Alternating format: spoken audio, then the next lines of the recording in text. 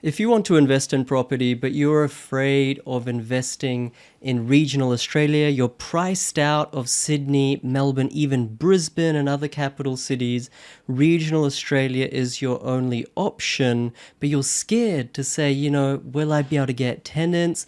Will I be able to achieve the same, if not more, capital growth than I could have in Melbourne, Sydney, Brisbane, etc.? And you're just not sure whether regional Australia is where you should be buying, then carry on watching.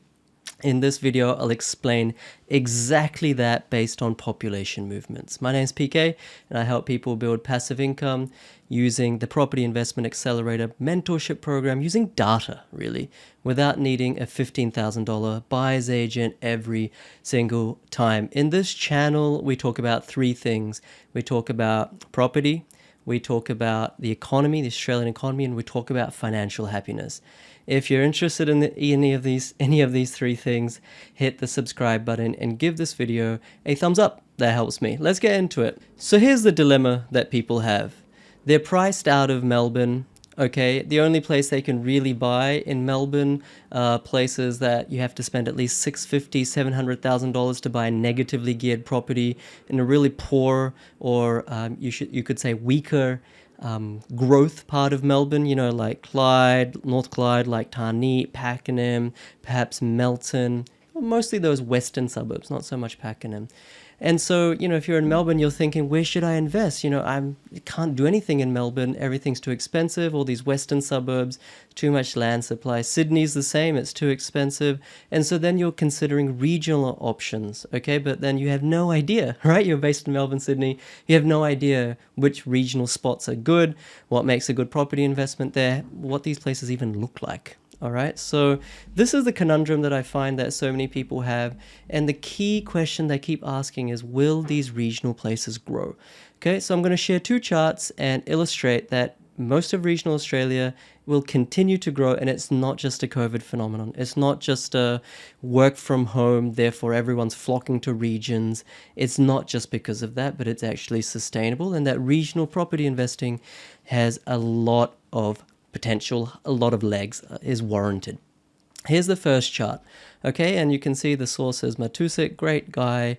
This data is his. I'm simply going to be commentating upon it. What you can see here is that the gray bars are regional arrivals, okay, so from major capital cities across Australia, Brisbane, Melbourne, Sydney, Adelaide, Darwin, Hobart, Perth, etc., the flock of people, the migration from capital cities to regional areas like Sunshine Coast, Gold Coast, Wollongong, Ballarat, Bendigo, Wangaratta, Albury, Wodonga, Shepparton, Mount Gambier, Launceston, Burnie, just everywhere that's not a capital city across all states and territories.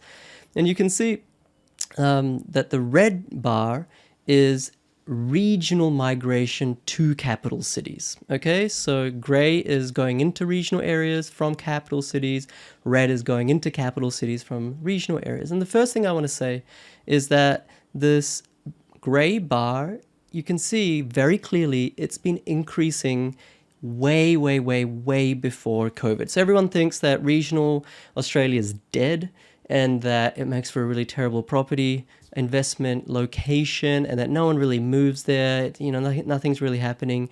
This is the view of, I'm not saying everyone, but a lot of capital city folks, all right? And I'm not saying regionals are necessarily better or worse than capital cities. I'm just laying out the investment thesis here. We invest in both. So you can see that it's actually been increasing, at a fairly good clip, a fairly linear trend line, even before COVID started in 2020. All right. And then in 2020, it stopped, it reduced. And that was predominantly because no one could really travel anywhere. COVID started in March or April in 2020, and lockdowns, you couldn't do much at all. You couldn't even move houses, what to speak of going to regional. And so therefore, it came down, and then it really, increased further in 2021 when, you were able to then make these decisions to say, look, I've been in lockdown for 6 months, a year, honey, husband, wife, spouse, whatever, let's actually think about moving away from Melbourne, or let's think about moving away from from Sydney. A lot of people did that, so it went back up. But the key thing that I'm trying to illustrate here is that this increase from 2020 was the same linear proportion as what was already happening. So the fact that our regional centers are getting bigger and bigger and bigger, more populous, more wealthy, is not a COVID phenomenon. And you might say, well, what about people that are leaving regional areas? Well, yeah, you're actually right. There have been more and more people leaving regional areas. This red line has been increasing, but the net result has still been a positive internal migration into regional Australia. Okay, so the difference between interregional going out of regional has always been positive, and that gap is getting bigger and bigger. Okay, and you can see how big that gap is in the last year. And you can also see this red line coming down. So there's less and less people leaving regional areas in the last 2 to 3 years. Now, everyone can have their opinion about whether that will continue or not, but we can just make financial decisions and investment decisions, property location selection decisions based on the data that's available. Anything in the future is this speculation. All right, so the two key takeaways, and I'm going to get to the second chart in a second. Two key takeaways is that migration into regional was occurring very strongly even before COVID, and that the migration away from regionals was pretty soft. I mean, you can see 2017 to 2018, it was pretty flat, but now it's actually coming downwards. All right, so let's zoom in now on these people that are leaving regional areas. Okay, you might be a little bit worried about saying, well, a lot of people are leaving regional areas. What's all that about? Let's check it out. So this is the table here, and it shows total net internal regional migration by age group. Okay, total net internal regional migration by age group. In other words, people that are going into regions from capital cities. This is not, population from immigrants overseas. So the thing I want to really pull out here, let's just ignore this top part of the table because it's a lot of numbers. Let's look at the percentages. These are just this bottom part of the table from here around my cursor here. This is just the same numbers but in percentage form. Okay, so 0 to 14 years of age, 15 to 24, 25 to 44, etc. What you can see is that the majority of people that are moving into regional locations, you can see the biggest numbers here, 29%, 30%, 32%, 65%, 59%, 43%. It's these two age brackets, 25 to 44 and 45 to 64. These are the big age brackets that are going into regional Australia. Okay, what does that tell us? That tells us that regional wealth, regional demand, regional property prices, regional economies are booming, booming, booming. Why? It's because these are the two age brackets that actually make money. From an economics perspective, not a social perspective, just from an economics perspective, these are the two most valuable, okay, right now, these are the two most valuable age brackets. Not from a social perspective, don't get me wrong, love kids and the elderly people, but from an economic perspective, these are the people who are earning those 100K salaries, who are, the lifeblood of the Australian economy, running businesses. You can see these are the people who are actually migrating consistently, not just because of COVID. This is 2019 numbers that are consistently migrating into regional Australia. Okay, and remember that red line from the previous chart? The people leaving regional areas to capital cities. Who are those? It's these negative numbers, okay? This is total net internal regional migration. So negative means people leaving regional to go to capital cities.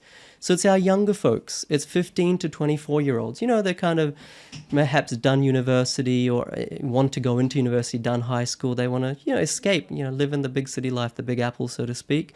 It's these people who are migrating to Sydney from Orange or Bathurst. Let's say it's these people who are migrating to Brisbane from Toowoomba.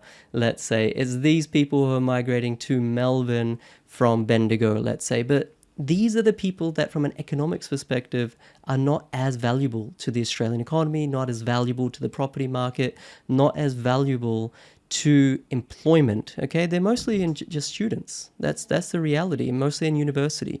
These aren't property buying, this is not a property buying age bracket anyway, at least not for most people.